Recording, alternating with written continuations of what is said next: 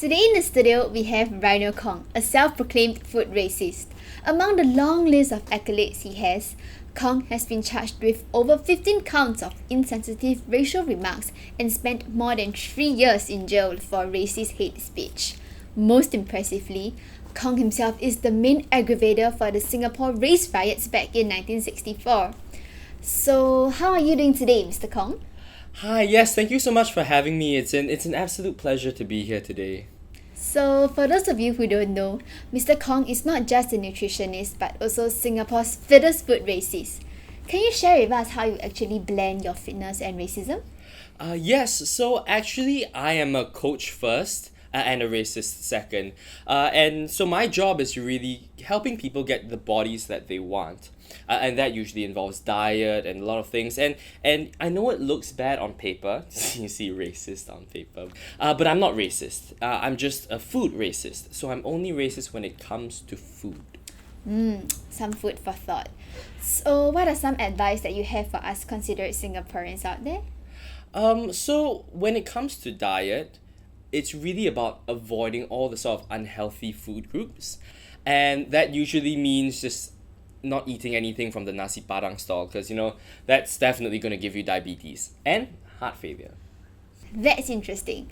In fact, today newspaper actually ran an article, Wall on Diabetes, Changing Eating Habits of Malay and Indian Communities and Uphill Task. Is this in line with your messaging? Absolutely. Right, so I think a lot of credit has to go to the media for racializing food groups in the first place. A lot of people think that I'm the first food racist, but really, they just needed a face, and lucky for me, it's mine. Hi. Alright. Actually, today in the studio we have a little surprise to see whether we can remove those rose-tinted glasses to see food through the racist lens the way Mr. Kong does. So, shall I bring out the food? Here, a regular plate of nasi lemak. What kind of advice would you want to share with your fellow nasi lemak eaters? Hey, so, right off the bat, you can see that this rice is extremely oily, extremely starchy, and it's green, right? And if my Malay serves me well, lemak means fat. And so what you're eating here is fat rice. So you better stay away from that if you want to be healthy. You don't want to touch this with your hands. Okay, why not let's move on to something that's traditionally seen as a little healthier, like a piece of plain dosai? Surely can't be that. Okay. That's what people want you to think, right? They just think, oh, look, it's just bread. It's not just bread. So you see all these black spots here? This is carcinogenic. That means if you eat this, it will give you cancer. I surely didn't know that. And now you do. And this is why in 2014, the Straits Times released an article, Malay population, the most unhealthy group in Singapore. But Dosai is an Indian food, no? It's all the same to me lah. Okay. Why not? Let's move on to some food that you're more familiar with. What about this plate of chicken rice right here? Yes, an absolute gem.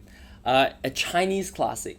Chicken rice is actually one of my favorite foods to bulk up on. You see, all the chicken here, the chicken gives you a lot of protein. And if you feel like it's a little bit bland, right, you can just add a little bit of dark soy sauce, right? Just a bit, right? And if you feel like, it's a little bit bland still, you can even add chili. That is amazing. So would you say that this is somewhat healthier? No, absolutely, right? Because you see this piece of cucumber over here?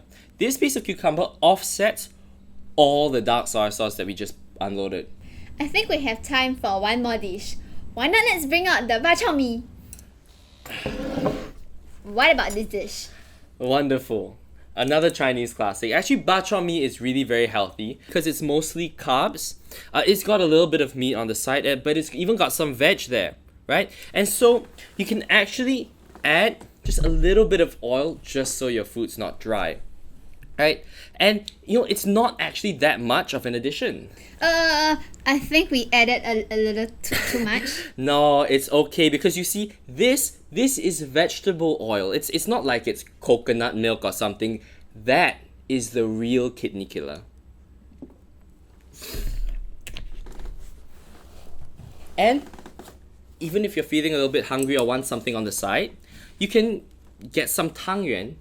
It's literally pure sugar and fat, and that's okay. I think that's all that we have for today, and I want to thank Rhino Kong for coming down to share with us about his racist food thoughts. Okay, coming up next, why we should racialize supermarkets.